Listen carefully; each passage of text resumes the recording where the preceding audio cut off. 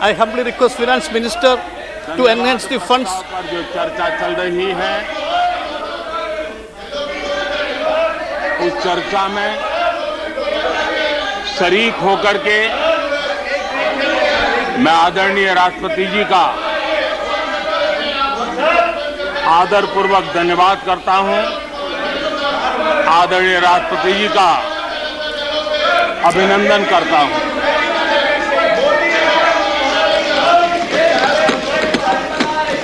आदरणीय राष्ट्रपति जी दोनों सदनों को संबोधित करते हुए उन्होंने विकसित भारत का एक खाका और विकसित भारत के संकल्प के लिए एक रोड मैप को प्रस्तुत किया है। देश के लिए उनका ये जो कंट्रीब्यूशन है, जो मार्गदर्शन है, उसके लिए Nothing will go on record. Nothing will go on record.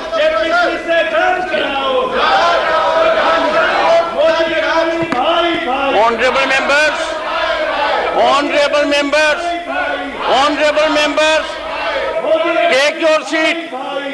Honorable members, honorable members, honorable members, take your seat. I call upon honorable members to observe decorum and take your seats. Honorable members,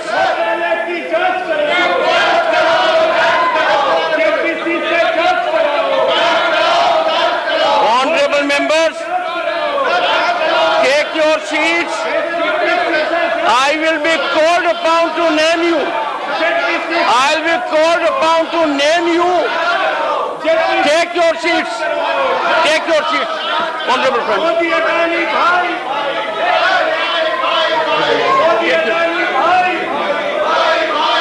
Honorable friends. Nothing will go on record except the Honorable Prime Minister's address. आदरणीय सभापति जी, मैं उन सभी सदस्यों का भी आभार व्यक्त करता हूं जिन्होंने इस चर्चा में भाग लिया, अपनी कल्पना के अनुसार चर्चा को विस्तार देने का प्रयास भी किया और इसलिए मैं सदन में हिस्सा लेने और चर्चा में हिस्सा लेने वाले सभी आदरणीय सदस्यों का धन्यवाद करता हूं।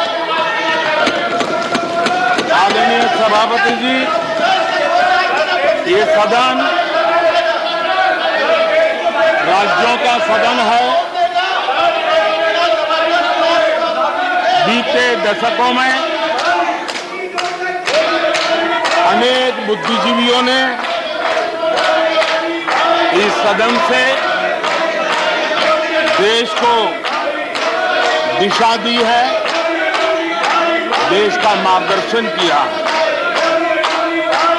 इस सदन में अनेक साथी ऐसे हैं जो अपने व्यक्तिगत जीवन में भी बहुत कुछ सिद्धियां प्राप्त की हुई हैं, अपने व्यक्तिगत जीवन में बहुत बड़े काम भी किए हुए हैं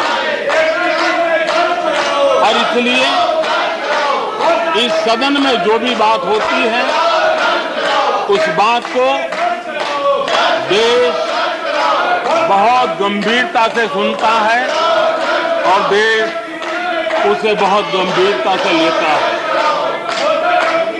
लेकिन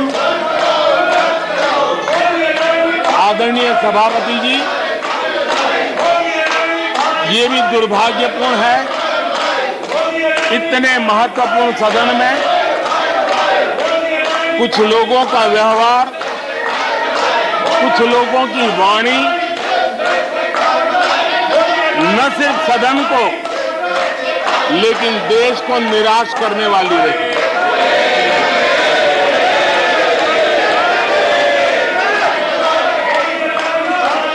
प्रकार की वृत्ति प्रवृत्ति के माननीय सदस्यों को मैं यही कहूंगा, कीचड़ उसके पास था, कीचड़ उसके पास था, मेरे पास गुलाल।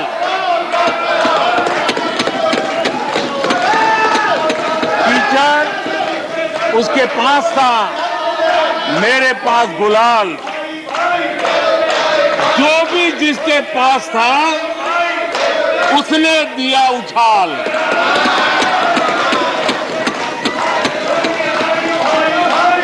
और अच्छाई है, जितना कीचड़ उछालोगे कमल उतना ही ज्यादा खिलेगा।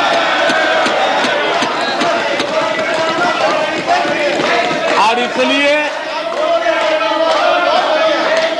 कमल खिलाने में आपका प्रत्यक्ष परोक्ष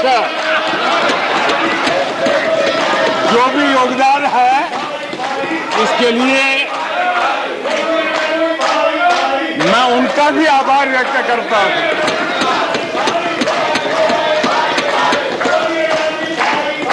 आदरणीय सभापति जी, कल विपक्ष के हमारे वरिष्ठ साथी आदरणीय खड़गे जी ने कहा कि हमने 60 साल में मजबूत बुनियाद बना रहे, ऐसा कल आपने कहा। और उनकी शिकायत थी कि बुनियाद तो हमने बनाई और क्रेडिट मोदी ले रहा है। लेकिन आदरणीय सभापति जी, 2014 में आकर के जब मैंने बारीकी से चीजों को बड़ी गहराई से देखने का प्रयास किया, फर्स्ट हैंड इंफॉर्मेशन लेने का प्रयास किया, तो मुझे नजर आया कि 60 साल कांग्रेस के परिवार ने, हो सकता है उनका इरादा मजबूत नींव बनाने का हो, मैं उस पर कोई टिप्पणी करना नहीं चाहता, लेकिन 2014 के बाद आकर के मैंने देखा कि उन्होंने गड्ढे ही गड्ढे कर दिए थे। उनका इरादा नींव का होगा, लेकिन उन्होंने गड्ढे ही गड्ढे कर दिए थे। और आदरणीय सभापति जी, जब वो गड्ढे खोद रहे थे, 6 दशक बर्बाद कर दिए थे, उस समय दुनिया के छोटे छोटे देश भी सफलता के शिखरों को छू रहे थे, आगे बढ़ रहे थे।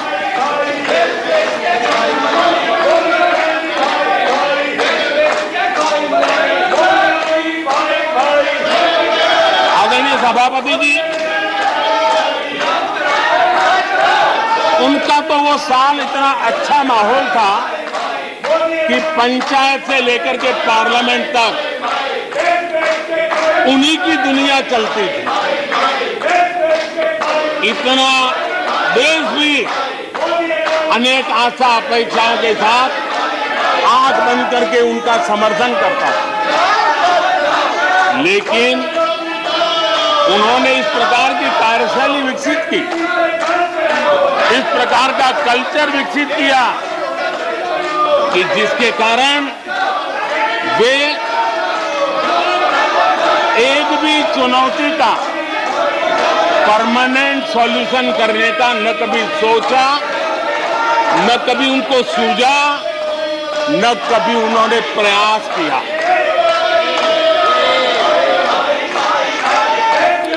वे बहुत हो हल्ला हो जाता था तो चीजों को छू लेते थे, टोकनिज्म कर लेते थे और फिर आगे चले जाते थे। समस्याओं का समाधान करना ये उनका दायित्व था। देश की जनता समस्याओं से जूझ रही थी। देश की जनता देख रही थी कि समस्या का समाधान कितना बड़ा लाभ कर सकता है, लेकिन उनकी प्रायोरिटीज अलग थी, उनके इरादे अलग थे और उसके कारण किसी भी बात का परमानेंट सॉल्यूशन का प्रयास नहीं किया। आदरणीय सभापति जी, हमारी सरकार की पहचान जो बनी है वो हमारे पुरुषार्थ के कारण बनी है। एक के बाद उठाए गए कदमों के कारण बनी हुई और आज हम परमानेंट सॉल्यूशन की दिशा में आगे बढ़ते रहे हैं। हम एक एक विषय को छू करके भागने वाले लोग नहीं, लेकिन देश की मूलभूत आवश्यकताओं को परमानेंट सॉल्यूशन पर बल देते हुए हम आगे बढ़ रहे हैं। आदरणीय सभापति जी, अगर मैं पानी का ही उदाहरण लूं तो वो जमाना था कि किसी गांव में एक हैंडपंप लगा दिया तो हफ्ते भर उसका उत्सव मनाया जाता था और उस टोकनिज्म से पानी का काम किया करके गाड़ी चलाई जाती थी। कल यहां गुजरात का जिक्र कर रहे थे, आप हैरान होंगे, सबसे ज्यादा सीटों से जीतने का उनका जो गौरव था, वैसे एक मुख्यमंत्री एक शहर में पानी की टंकी का उद्घाटन करने गए थे और वो फ्रंट पेज पर हेडलाइन न्यूज था। यानी समस्याओं का टोकनिज्म क्या होता है, कैसे टाला जाता है, ये कल्चर देश ने देखा है। हमने भी पानी की समस्या को सुलझाने के लिए रास्ते अपनाए। हमने जल संरक्षण, जल सिंचन हर पहलू पर ध्यान दिया। हमने कैच द रेन अभियान से जनता को जोड़ा। इतना ही नहीं, आजादी के पहले से अब तक हम सरकार में आने तब तक सिर्फ 3 करोड़ घरों तक नल से जल मिलता था। आदरणीय सभापति जी, पिछले 3-4 साल में आज 11 करोड़ घरों को नल से जल मिल रहा है। भारत पानी की समस्या जो हर परिवार की समस्या होती है, जीवन में उसके बिना चल नहीं सकता और भविष्य के संभावनाओं को भी देखते हुए हमने उसके समाधान के रास्ते चुने। आदरणीय सभापति जी, मैं एक और विषय पर भी जाना चाहता हूं। Empowerment of common people. बैंकों का राष्ट्रीयकरण हुआ था, इस बात से हुआ था कि गरीबों को बैंकों का अधिकार मिले, ऐसी बहानेबाजी की गई थी। लेकिन इस बैंक देश के आधे से अधिक लोग बैंक से दरवाजे तक नहीं पहुंच पाए। हमने परमानेंट सॉल्यूशन निकाला और जनधन अकाउंट का अभियान चलाया, बैंकों को मोटिवेट किया, ऑन बोर्ड लिया। पिछले 9 साल में ही 48 करोड़ जनधन बैंक खाते खोले गए। इसमें 32 करोड़ बैंक खाते ग्रामीण और कस्बों में हुए हैं। यानी देश के गांव तक प्रगति की मिसाल को ले जाने का प्रयास हुआ।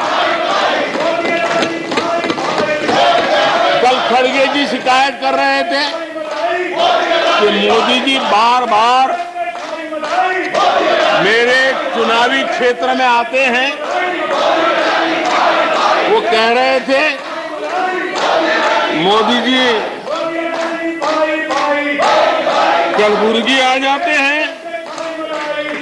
मैं जरा खड़गे जी को कहना चाहता हूं, मैं आता हूं उसकी शिकायत करने से पहले ये भी तो देखो कि कर्नाटका में 1,70,00,000 जनधन बैंक अकाउंट खुले हैं। इतना ही नहीं, उन्हीं के इलाके में कलबुर्गी में 8 लाख से ज्यादा जनधन खाते खुले हैं। अब सभापति जी बताइए, इतने बैंक के खाते खुल जाए, इतना एम्पावरमेंट हो जाए, लोग इतने जागरूक हो जाए और किसी का इतने सालों के बाद खाता बंद हो जाए तो उनकी पीड़ा मैं समझ सकता हूं और बार बार उनका दर्द झलकता है। और मैं तो हैरान हूं, कभी कभी यहां तक कह देते हैं कि एक दलित को हरा दिया। अरे भाई, उसी इलाके की जनता जनार्दन है, उसने दूसरे दलित को जीता दिया। अब आपको जनता नकार दे रही है, आपको हटा रही है, आपका खाता बंद कर रही है और आप रोना यहां रो रहे हो। आदरणीय सभापति जी,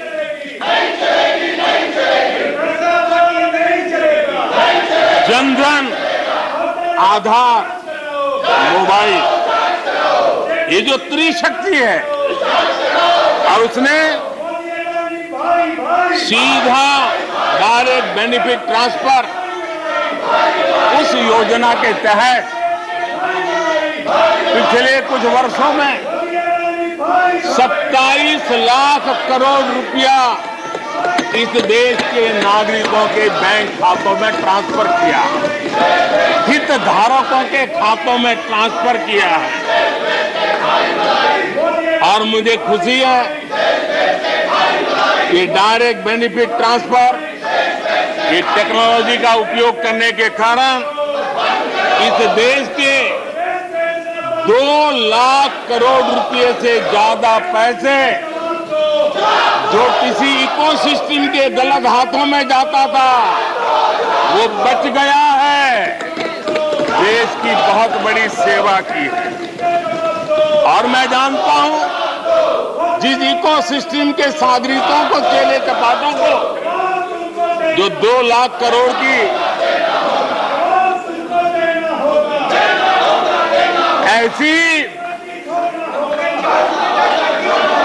फायदे मिलते रहते थे, उनका चिल्लाना भी बहुत स्वाभाविक है।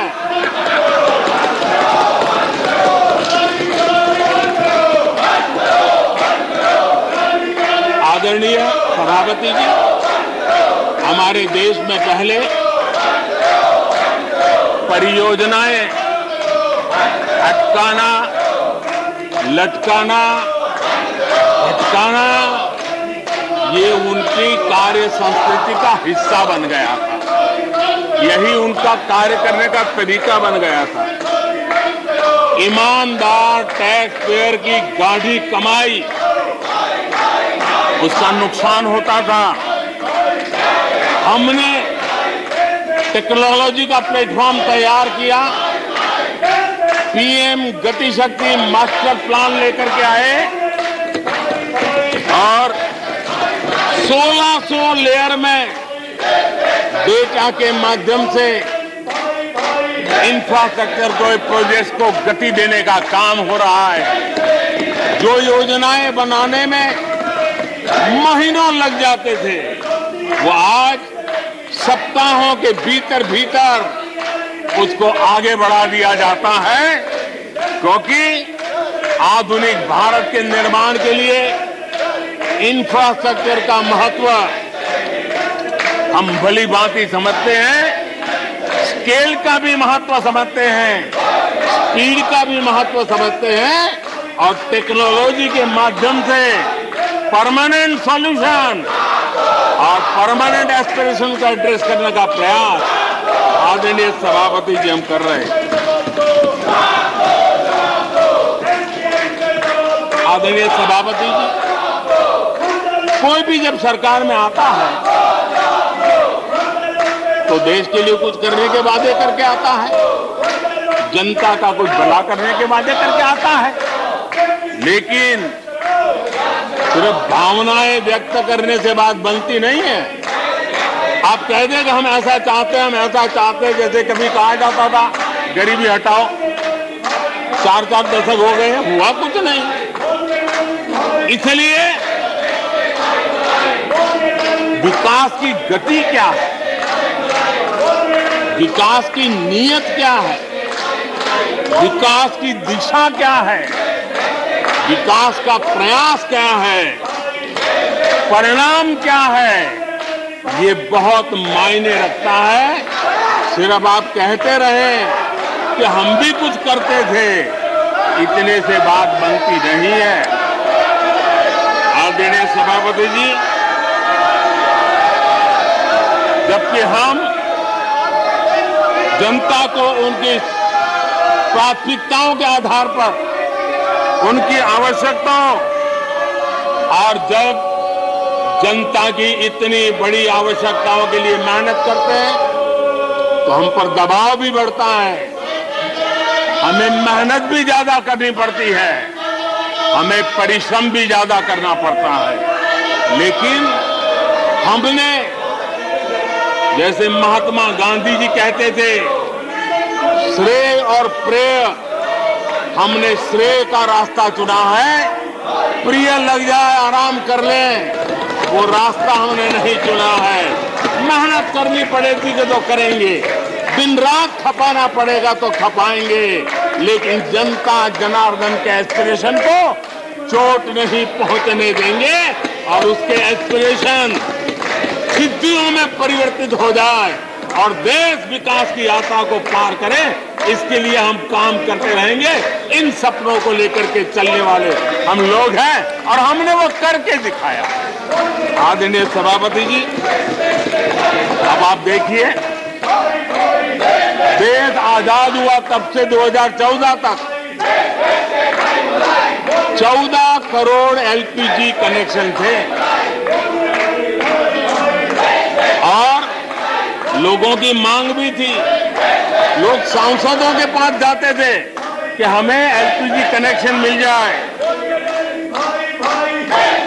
और उस समय 14 करोड़ घरों में था, डिमांड भी कम थी, प्रेशर भी कम था, आपको गैस लाने के लिए खर्चा भी नहीं करना पड़ता था, आपको गैस पहुंचाने के लिए व्यवस्था, आप भी मजे में, चलती भी गाड़ी, काम होता नहीं था, लोग इंतजार करते रहते थे। लेकिन हमने सामने से होकर के तय किया कि हर घर को एलपीजी कनेक्शन देंगे।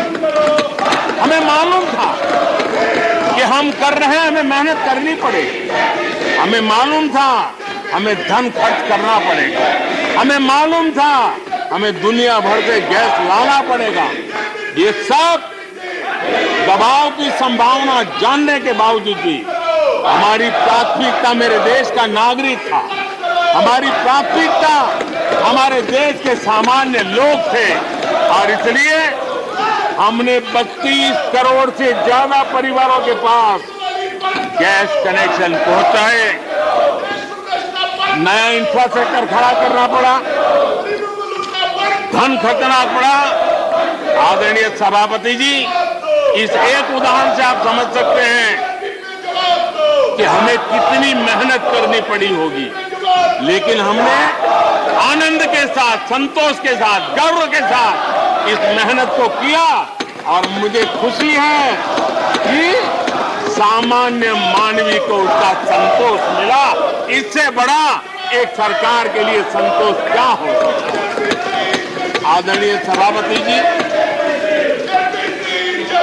आजादी के अनेक दशकों के बाद भी इस देश में 18,000 से ज्यादा गांव ऐसे थे जहां बिजली नहीं पहुंची थी,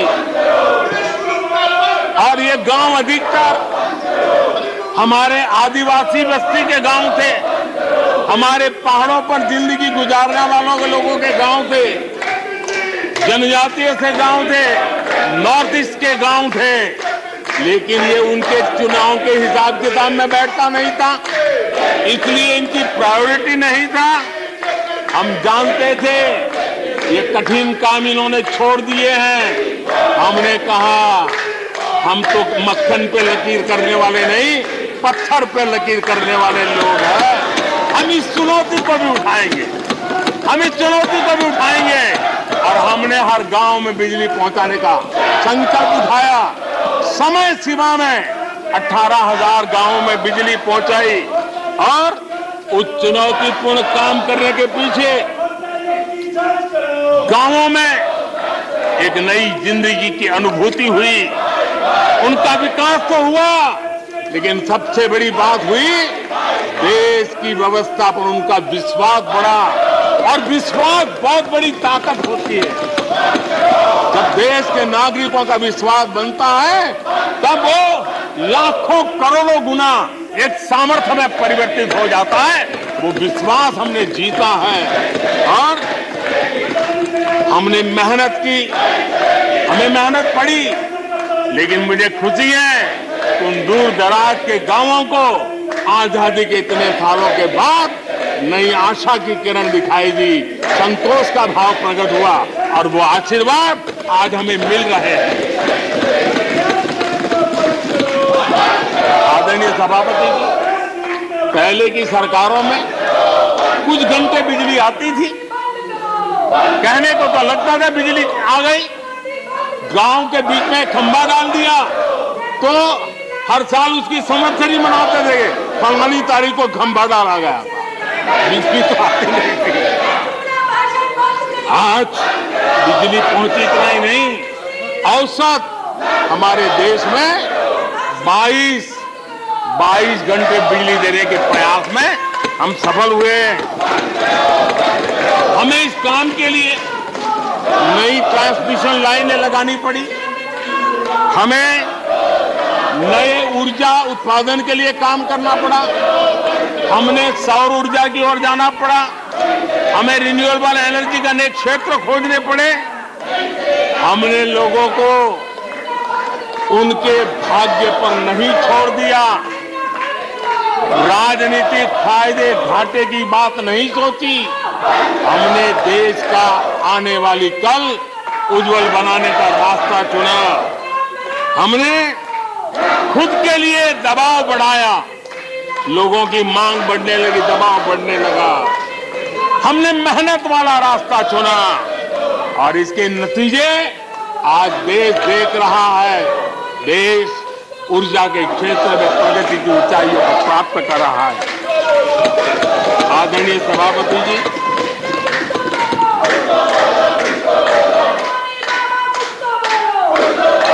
हमने आजादी के अमृत काल में एक बहुत बड़ा हिम्मत भरा कदम उठाया। मैं जानता हूं यह आसान नहीं है, हमें बहुत मेहनत करनी पड़ेगी, और वो रास्ता हमने चुना है सैचुरेशन का। हर योजना के जो लाभार्थी हैं 100% लाभ कैसे पहुंचे, 100% लाभार्थियों को लाभ पहुंचे, बिना रोक टोक के लाभ पहुंचे। और मैं कहता हूं अगर सच्चा पंथ निरपेक्षता है तो यही है, सच्चा सेक्युलरिज्म है तो यही है, और सरकार उस राह पर बड़ी ईमानदारी के साथ चल पड़ी है। अमृत काल में हमने सैचुरेशन का संकल्प लिया है, 100% लाभार्थियों तक पहुंचने का भाजपा एनडीए सरकार का ये संकल्प है। आदरणीय सभापति जी, ये 100% वाली बात, ये सैचुरेशन वाली बात देश की अनेक समस्याओं का समाधान तो है ही। उस नागरिक की समस्याओं का समाधान इतना ही नहीं है, देश की समस्याओं का समाधान है। एक ऐसी नई कार्य संस्कृति को लेकर के हम आ रहे हैं जो देश में मेरा तेरा अपना पराया उन सारे भेदों को मिटाने वाला रास्ता है। सैचुरेशन वाला हम लेकर के आए। सैचुरेशन तक पहुंचने का मतलब होता है भेदभाव की सारी गुंजाइशें खत्म करना।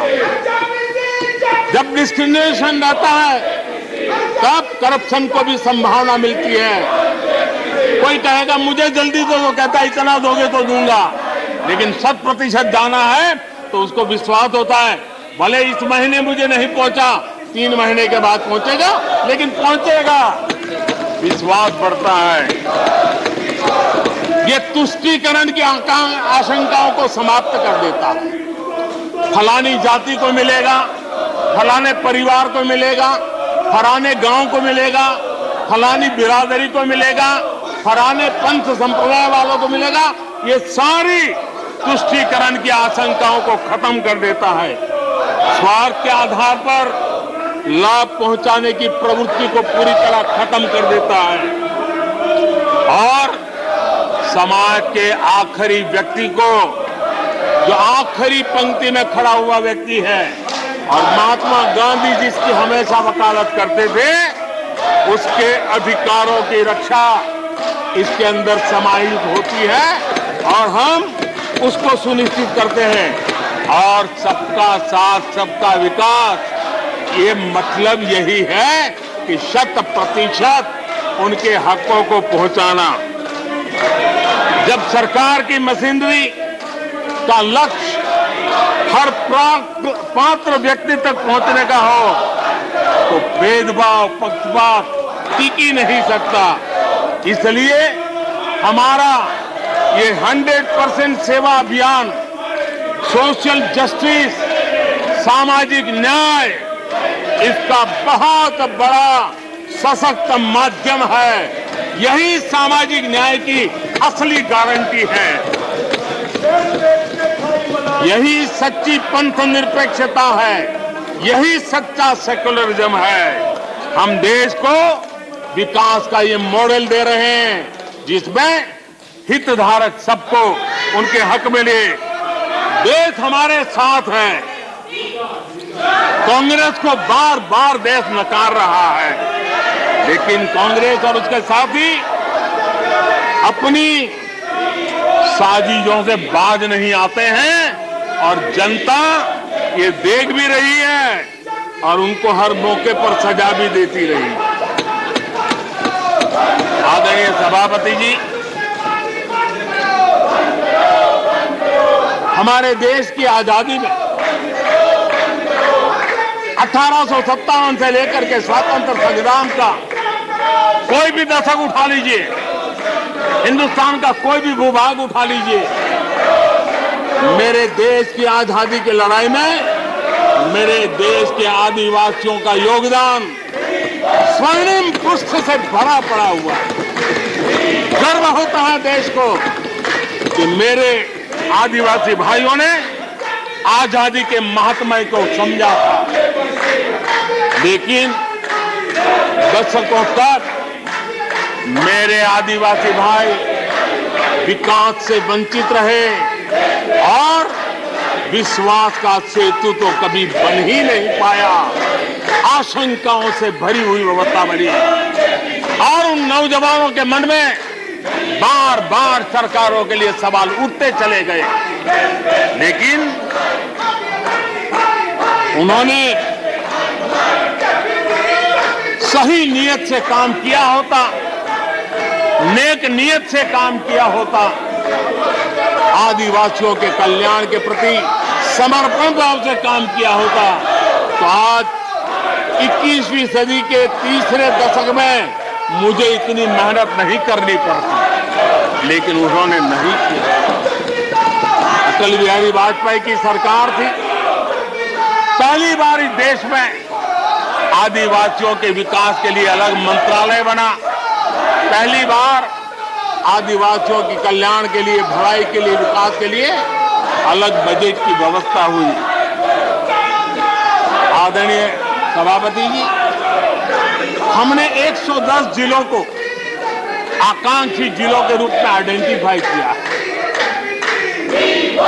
जो विकास में पीछे रह गए, सामाजिक न्याय जैसे महत्व का है, एवं भौगोलिक रूप से भी जो पीछे रह गए हैं उनको न्याय दिलाना उतना ही आवश्यक होता है।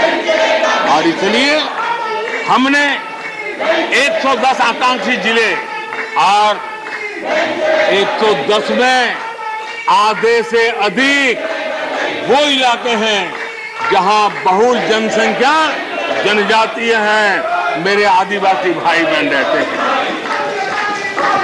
3 करोड़ से ज्यादा आदिवासी भाइयों को इसका सीधा लाभ मिला है, उनके जीवन में बदलाव आया है।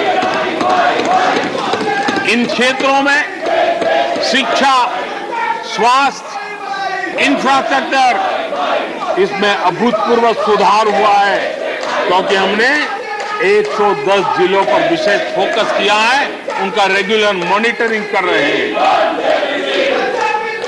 यहां पर हमारे कुछ माननीय सदस्यों ने ट्राइबल सब प्लान की बात का जिक्र किया था।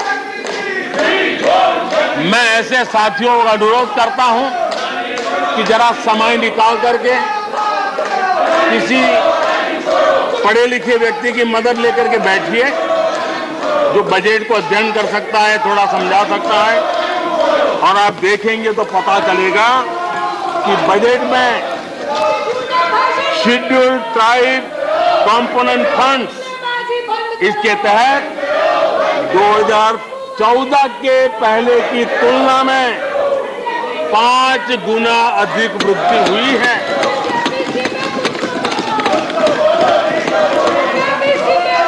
आदरणीय सभापति जी, 2014 के पहले जब उनकी सरकार थी, तब एलोकेशन 20-25 हजार करोड़ रुपए के आसपास रहता था।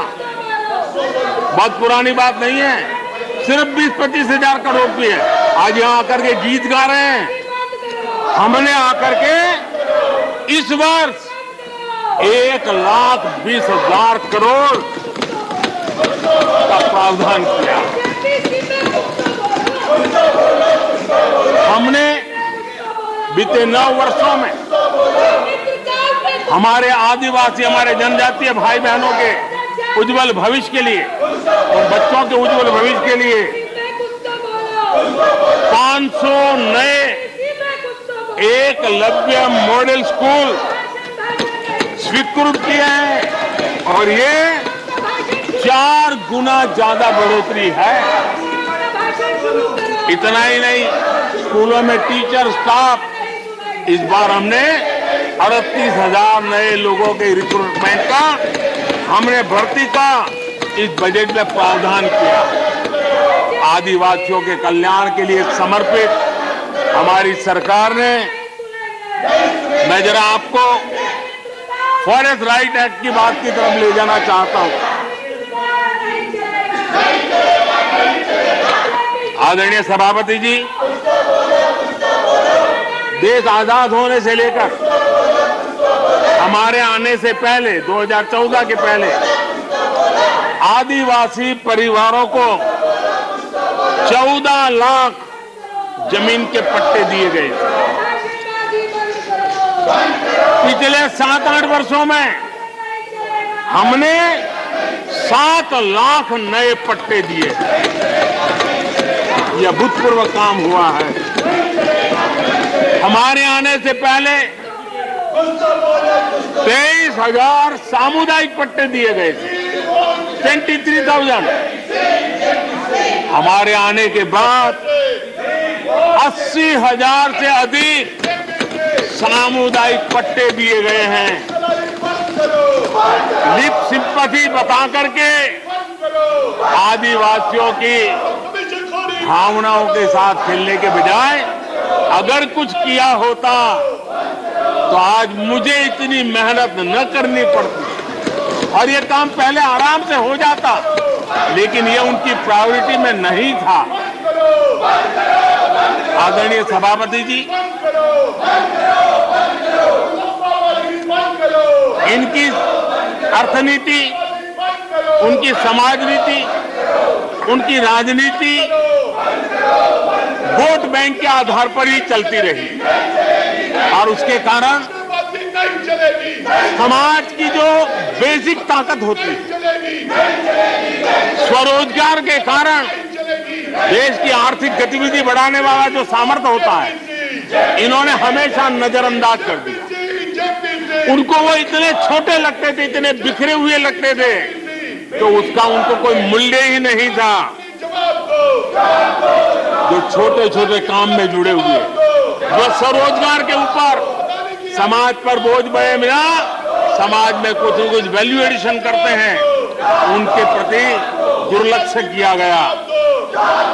छोटे काम में जुटे इन करोड़ों लोगों को भुला दिया गया। मुझे गर्व है कि मेरी सरकार ने रेहड़ी वाले, ठेले वाले, फुटपाथ पर व्यापार करने वाले लोगों की सुन ले, ब्याज के चक्कर में जिनके जीवन तबाह हो जाते थे, दिन भर का पसीना ब्याज खोरों के घर जाकर के चुकाना पड़ता था, उन गरीबों की चिंता हमने की, उन रेहड़ी ठेले पटरी वालों की चिंता हमने की। और आदरणीय सभापति जी, हमने इतना ही नहीं, हमारे विश्वकर्मा समुदाय जो समाज निर्माण के अंदर एक भूमिका देते हैं, जो अपने हाथ से औजार की मदद से कुछ न कुछ सृजन करते रहते हैं, समाज की आवश्यकताओं की बहुत बड़ी मात्रा में पूर्ति करते हैं। चाहे हमारा बंजारा समुदाय हो, चाहे हमारे गुमंत जाति के लोग हैं, हमने उनकी चिंता करने का काम किया है। पीएम स्वनिधि योजना हो, पीएम विश्वकर्मा योजना हो, जिसके द्वारा हमने समाज के इन लोगों की मजबूती के लिए काम किया है, उनके सामर्थ्य को बढ़ाने के लिए काम किया। आदरणीय सभापति जी, आप तो स्वयं किसान पुत्र हैं।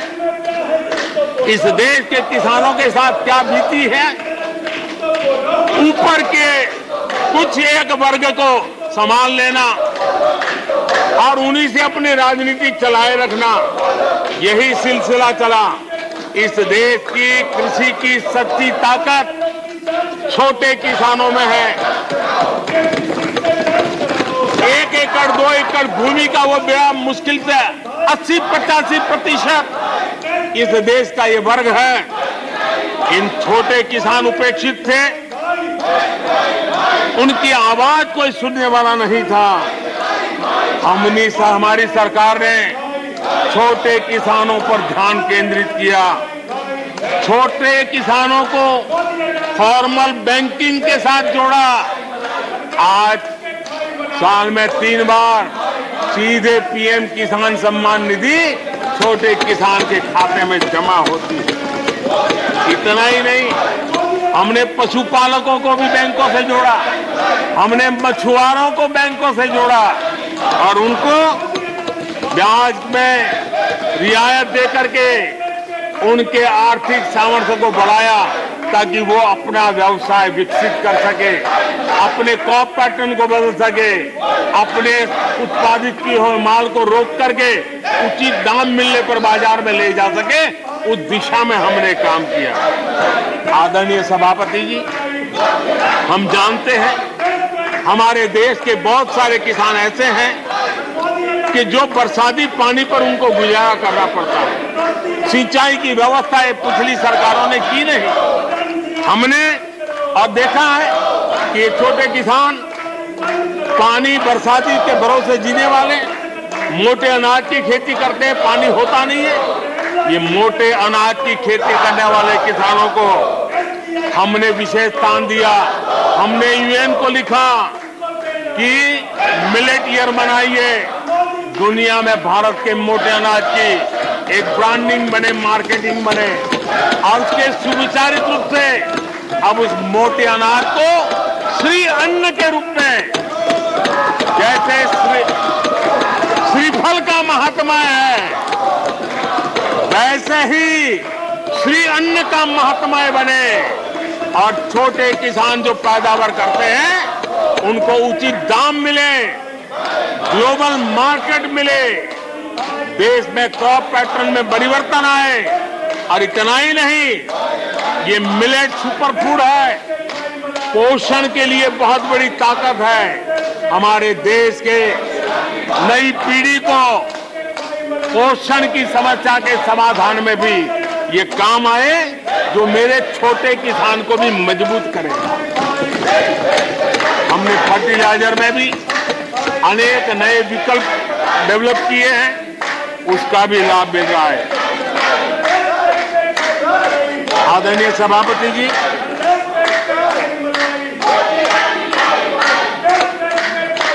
हमें बड़े कन्विक्शन के साथ मैं मानता हूं कि जब निर्णय प्रक्रिया में माताओं बहनों की भागीदारी बढ़ती है तो परिणाम अच्छे मिलते हैं, जल्दी मिलते हैं और निर्धारित लक्ष्य को प्राप्त करने वाले होते हैं। और इसलिए माता बहनों की भागीदारी बढ़े, वे निर्णय प्रक्रिया में हमारे साथ जुड़े, उस दिशा में महिला सशक्तिकरण को लेकर के, महिलाओं के नेतृत्व के विकास के लिए हमारी सरकार ने प्राथमिकता दी है। सदन में हमारे एक माननीय सदस्य ने कहा कि महिलाओं को टॉयलेट देने से क्या महिलाओं का विकास हो जाएगा? हो सकता है उनका ध्यान सिर्फ टॉयलेट पर गया हो, वो उनकी कठिनाई होगी। लेकिन मैं जरा बताना चाहता हूं, मुझे इस बात का गर्व है और मैं गर्व अनुभव करता हूं, क्योंकि मैं राज्य में रह करके आया हूं, मैंने गांव में जिंदगी गुजार के आया हूं। मुझे गर्व है कि 11 करोड़ शौचालय बना करके मैंने मेरी माताओं बहनों को इज्जत कर दिया है। मुझे इस बात का गर्व है। हमारी माताओं बहनों, हमारी बेटियों के जीवन चक्र की तरफ जरा नजर करें। हमारी सरकार माताओं बहनों के सशक्तिकरण के लिए कितनी संवेदनशील है, उसकी तरफ मैं जरा ध्यान आकर्षित करना चाहता हूं। और जिनको सिर्फ टॉयलेट पे ही सोच अटक गई थी, वो जरा कान खुल करके सुने, ताकि आगे जाकर ये बताने में उनको सुविधा होगी। गर्भावस्था के दौरान शिशु को पौष्टिक खाना मिले, इसके लिए हमने मातृ वंदना योजना चलाई। और इसके लिए प्रेगनेंसी के समय महिला के बैंक खाते में सीधा पैसा जाए, ताकि उसको पोषण से उसके गर्भ में जो बच्चा है उसके स्वास्थ्य को भी लाभ हो। हमारे यहाँ माता मृत्यु दर, शिशु मृत्यु दर, इस गंभीर समस्या से मुक्ति का एक उपाय इंस्टीट्यूशनल डिलीवरी।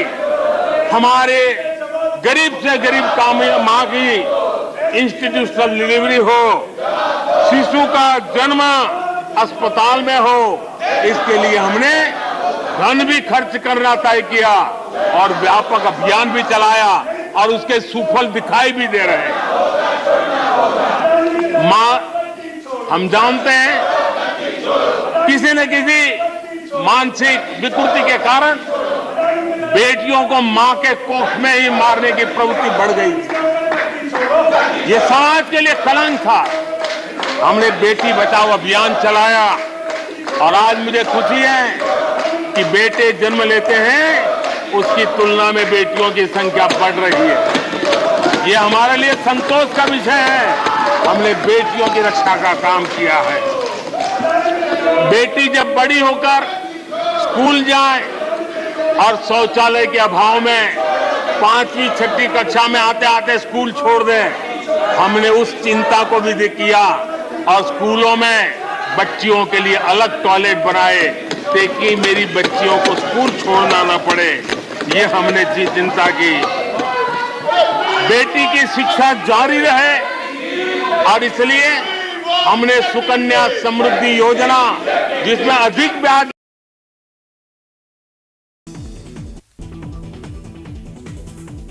अलवर में नकली पनीर बनाने वाली फैक्ट्री का पर्दाफाश हुआ। रोजाना 400 किलो तक नकली पनीर जयपुर में सप्लाई करते थे। कार्रवाई में भारी मात्रा में रिफाइंड और तेल भी बरामद किया गया है। डेयरी के चेयरमैन विश्राम गुर्जर के नेतृत्व में यह बड़ी कार्रवाई की गई। बांसवाड़ा में वन कर्मचारियों की ओर से हड़ताल का आज तीसरा दिन। शहर में कस्टम चौराहे के पास विभागीय मुख्यालय में हड़ताल जारी है।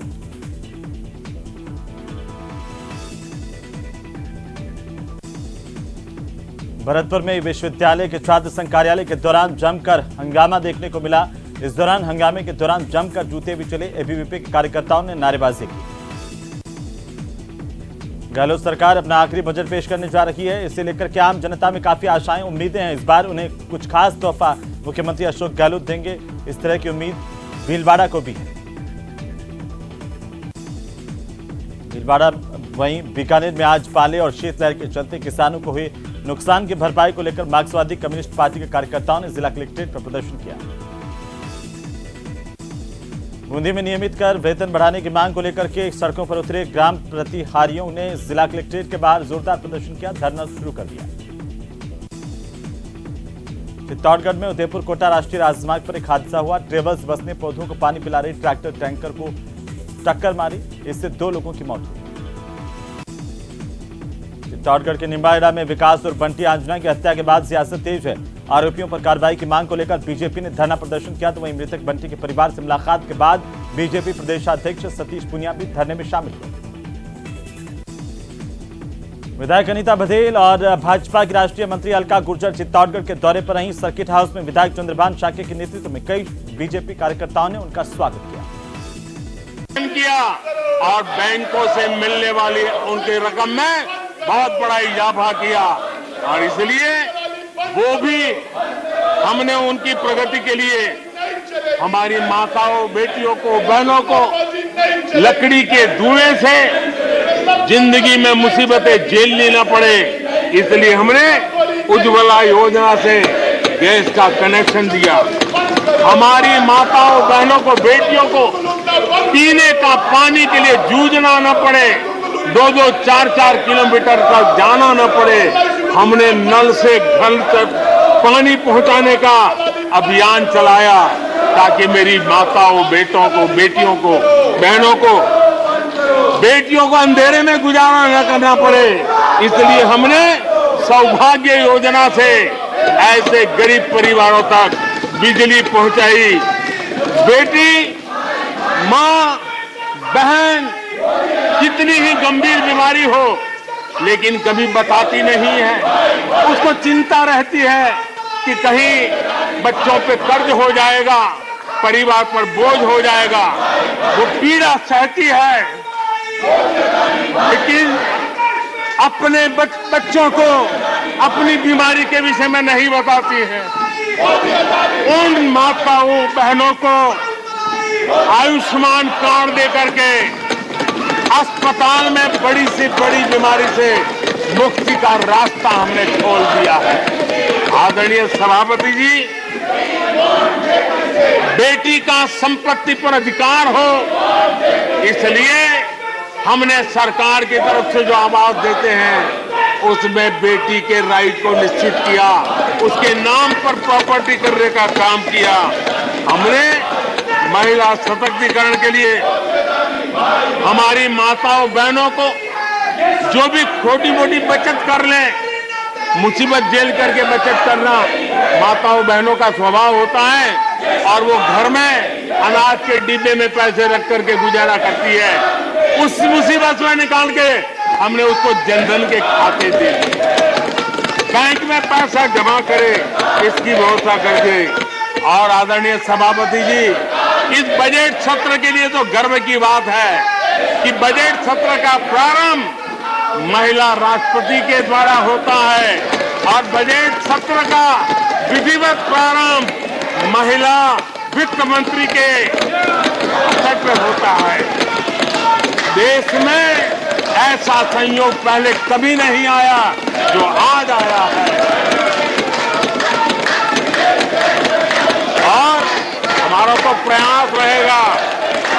ऐसे शुभ अवसर आगे भी देखने को मिले।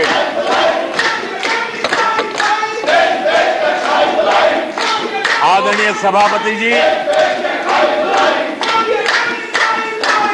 जब देश को आधुनिक होना है, नए संकल्पों को पार करना है, तो हम साइंस और टेक्नोलॉजी के सामर्थ्य को नकार नहीं सकते। साइंस और टेक्नोलॉजी के महत्व को हमारी सरकार भली भांति समझती है, लेकिन हम टुकड़ों में नहीं सोचते, हम टोकनिज्म में नहीं सोचते हैं। हम साइंस और टेक्नोलॉजी की तरफ से देश को आगे बढ़ाने के लिए हर दिशा में काम कर रहे हैं, सार्वत्रिक प्रयास कर रहे हैं, अनेकविध इनिशिएटिव ले रहे हैं। और इसलिए बचपन में साइंटिफिक टेम्परामेंट डेवलप करने के लिए अटल टिंकरिंग लैब, ये वैज्ञानिक सोच के निर्माण के लिए स्कूल के लेवल पर बच्चों को हमने अवसर दिया। उससे थोड़ा आगे निकले, बच्चा कुछ करना शुरू कर ले, तो हमने अटल इंक्यूबेशन सेंटर खड़े किए, ताकि कुछ अगर अच्छी प्रगति की है तो उसको वो वायुमंडल मिले, ताकि वो टेक्नोलॉजी में कन्वर्ट करने के लिए वो खोज, वो इनोवेशन काम आ जाए। इसके लिए हमने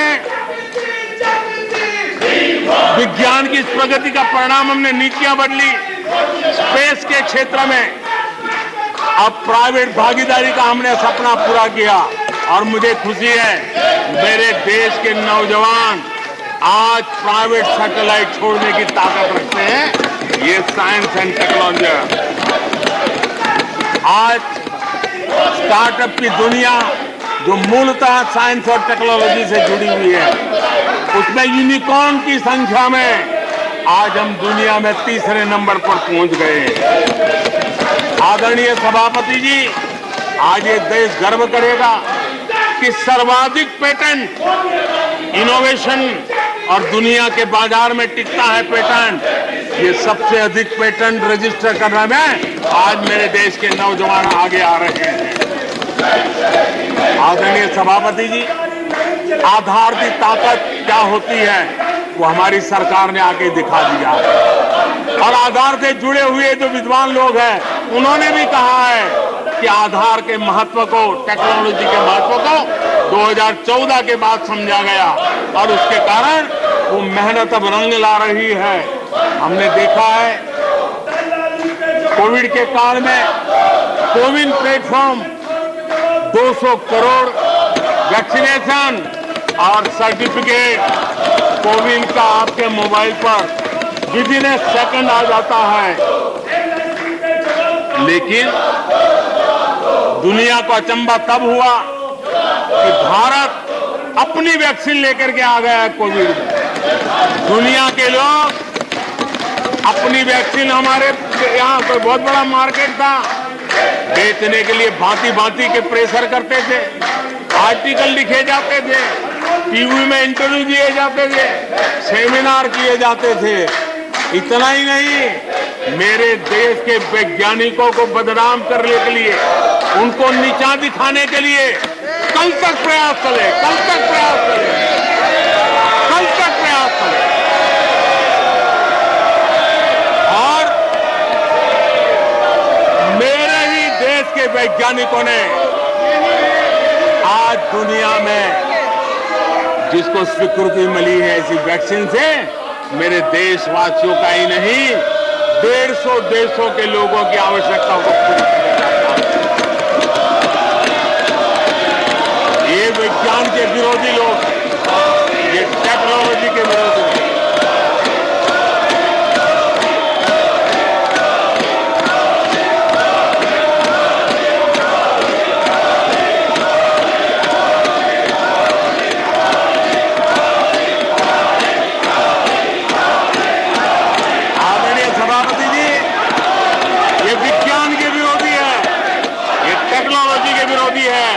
हमारे वैज्ञानिकों को बदनाम करने का कोई मौका नहीं छोड़ते।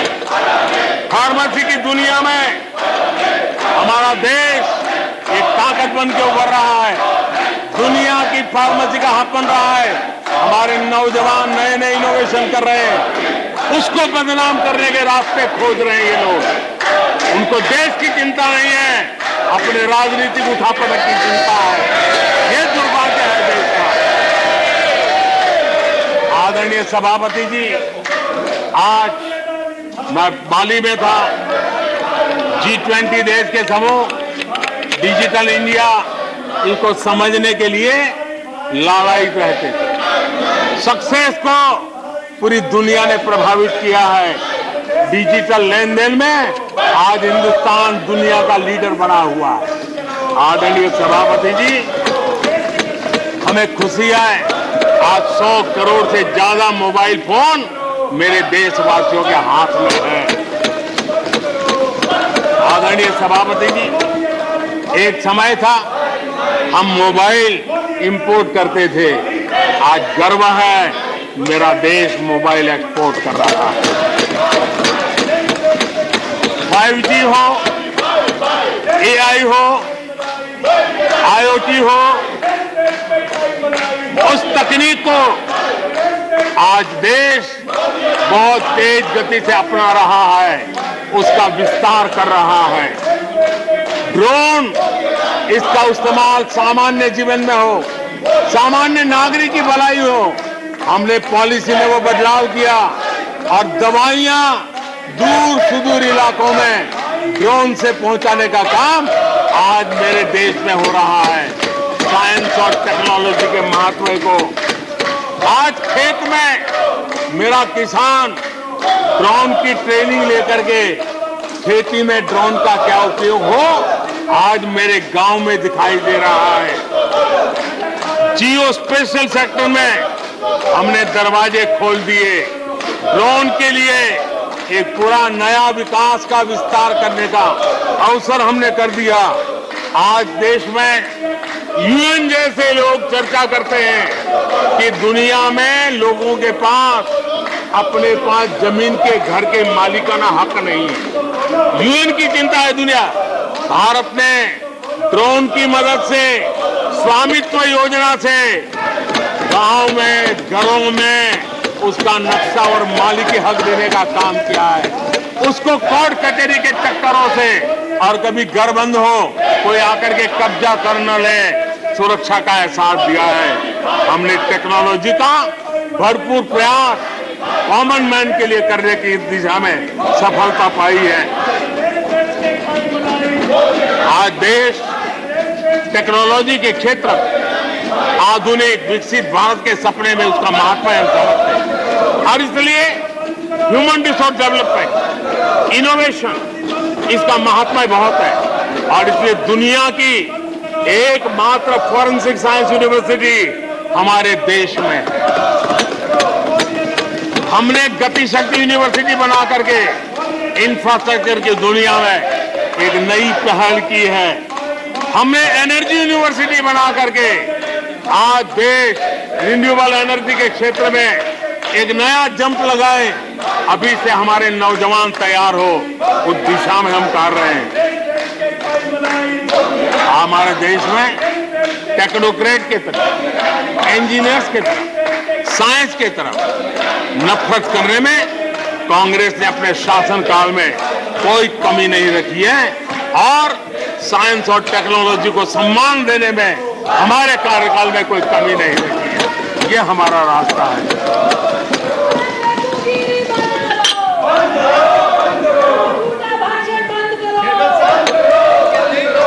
आदरणीय सभापति जी, यहाँ रोजगार की भी चर्चा हुई। मैं हैरान हूं कि जो अपने आप को सबसे लंबे समय तक सार्वजनिक जीवन का दावा करते हैं, इनको ये मालूम नहीं है कि नौकरी और रोजगार में फर्क होता है। जिनको नौकरी और रोजगार का फर्क समझ नहीं है, वो हमें उपदेश दे रहे हैं। आदरणीय सभापति जी, नए नए नैरेटिव गढ़ने के लिए आधी अधूरी चीजों को पकड़ करके झूठ फैलाने के प्रयास हो रहे हैं। बीते 9 वर्ष में अर्थव्यवस्थाओं का जो विस्तार हुआ है, नए सेक्टर्स में रोजगार की नई संभावनाएं बनी। आज ग्रीन इकोनॉमी में देश जिस प्रकार से आगे बढ़ रहा है, उसने ग्रीन जॉब की बहुत बड़ी संभावनाएं धरती पर उतार करके दिखाई है और अधिक संभावनाएं बनी हुई है। डिजिटल इंडिया के विस्तार से डिजिटल इकोनॉमी, उसका भी एक नया क्षेत्र। आज सर्विस सेक्टर में डिजिटल इंडिया एक नई बुलंदी पर है। 5 लाख कॉमन सर्विस सेंटर, गांव के अंदर एक कॉमन सर्विस सेंटर में 2-2, 5-5 लोग रोजी रोटी कमाते हैं। और दूर सुदूर जंगलों के छोटे छोटे गांव में भी कॉमन सर्विस सेंटर में आज हमारे देश की आवश्यक सेवाएं गांव के लोगों को एक बटन पर उपलब्ध हो, ये व्यवस्था हुई है। डिजिटल इकोनॉमी ने अनेक नए रोजगार की संभावनाएं पैदा की। आदरणीय सभापति जी, 90,000 रजिस्टर्ड स्टार्टअप, इसमें भी रोजगार के नए द्वार खुले हैं। अप्रैल से नवंबर 2022 के दौरान ईपीएफओ पेरोल में 1 करोड़ से अधिक लोग जोड़े गए हैं। 1 करोड़ से अधिक लोग। आदरणीय सभापति जी, आत्मनिर्भर भारत रोजगार योजना, इसके जरिए 60 लाख से अधिक नए कर्मचारियों का लाभ हुआ है। आत्मनिर्भर भारत अभियान के तहत हमने अपने उद्यमियों के लिए स्पेस, डिफेंस, ड्रोन, माइनिंग, कोल, अनेक क्षेत्रों को खोला है, जिसके कारण रोजगार की संभावना में नई गति आई है। और देखिए, हमारे नौजवानों ने इन सारे कदमों का आगे आकर के अवसर लिया, उठाया है, उसका फायदा। आदरणीय सभापति जी, रक्षा के क्षेत्र में यह देश आत्मनिर्भर बने, ये देश के लिए बहुत आवश्यक है। मुझे खुशी है कि रक्षा के क्षेत्र आत्मनिर्भरता का मिशन लेके हम चले। आज 350 से ज्यादा निजी कंपनियां रक्षा के क्षेत्र में आई है और करीब 1 लाख करोड़ रुपए का एक्सपोर्ट रक्षा के क्षेत्र में मेरा देश कर रहा है। और अभूतपूर्व रोजगार इस क्षेत्र में भी पैदा हुए हैं। आदरणीय सभापति जी, रिटेल से लेकर के टूरिज्म तक हर सेक्टर का विस्तार हुआ है। खादी और ग्रामोद्योग, महात्मा गांधी के साथ जो व्यवस्था जुड़ी हुई है, खादी ग्रामोद्योग को भी डुबो दिया था। आजादी के बाद सर्वाधिक खादी ग्रामोद्योग के रिकॉर्ड तोड़ने का काम हमारे कालखंड में हुआ है। आदरणीय सभापति जी, इंफ्रास्ट्रक्चर में हो रहा रिकॉर्ड निवेश, चाहे रेल का काम होता हो, रोड का काम होता हो, पोर्ट का काम होता हो, एयरपोर्ट का काम होता हो, प्रधानमंत्री ग्राम सड़क योजनाएं बनती हो, ये सारे इंफ्रास्ट्रक्चर के काम, उसके लिए जो मटेरियल लगता है, उस इंडस्ट्री में रोजगार की संभावनाएं बढ़ी है।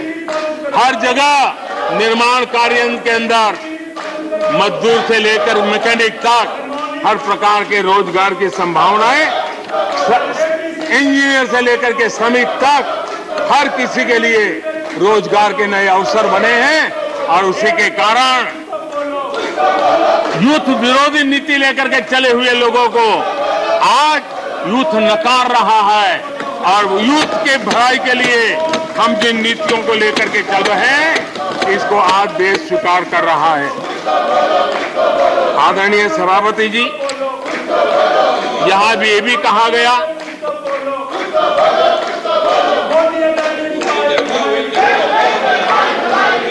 आदरणीय सभापति जी, यहां ये भी कहा गया कि सरकार की योजनाओं को उनके नामों को लेकर के आपत्ति उठाई। कुछ लोगों को ये भी परेशानी है कि नामों में कुछ संस्कृत टच है, बताइए, इसकी भी परेशानी। आदरणीय सभापति जी, मैंने किसी अखबार में पढ़ा था, मैं कोई वेरीफाई तो नहीं किया है, और रिपोर्ट कह रही थी 600 जितनी सरकारी योजनाएं सिर्फ गांधी नेहरू परिवार के नाम पे है।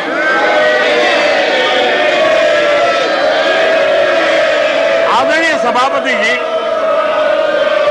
किसी कार्यक्रम में अगर नेहरू जी के नाम का उल्लेख नहीं हुआ तो कुछ लोगों के बाल खड़े हो जाते हैं, उनका लहू एकदम गर्म हो जाता है कि नेहरू जी का नाम क्यों नहीं दिया।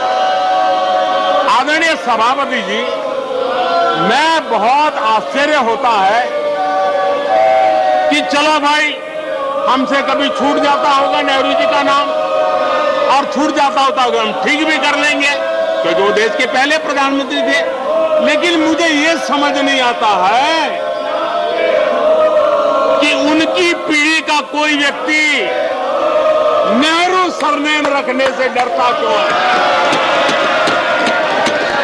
क्या शर्मिंदगी है नेहरू सरनेम रखने से, क्या शर्मिंदगी है। इतना बड़ा महान व्यक्तित्व अगर आपको मंजूर नहीं है, परिवार को मंजूर नहीं है, और हमारा हिसाब मांगते रहते हो। आदरणीय सभापति जी,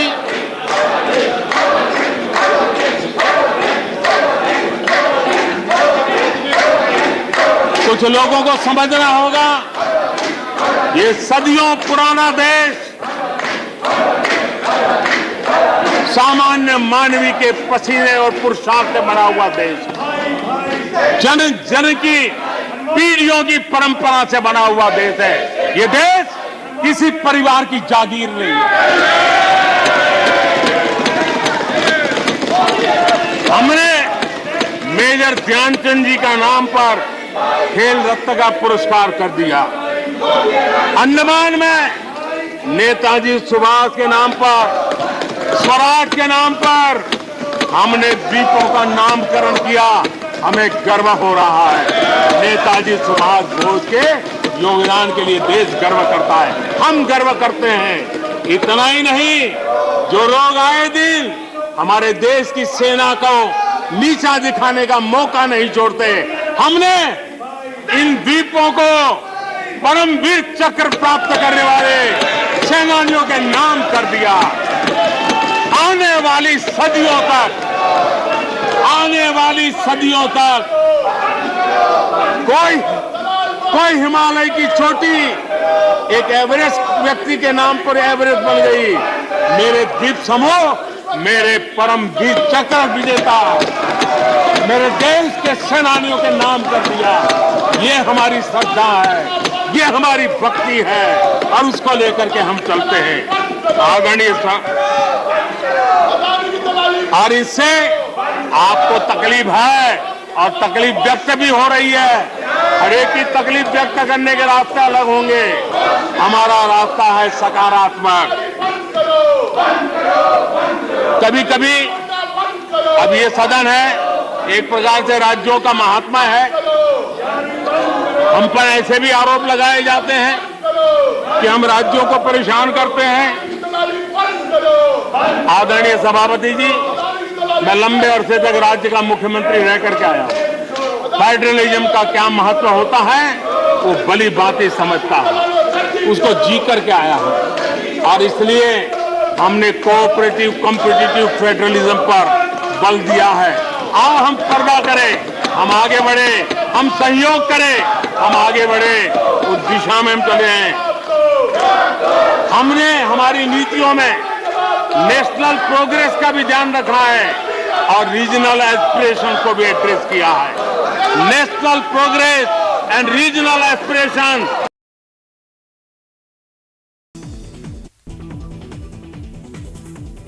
अलवर में नकली पनीर बनाने वाली फैक्ट्री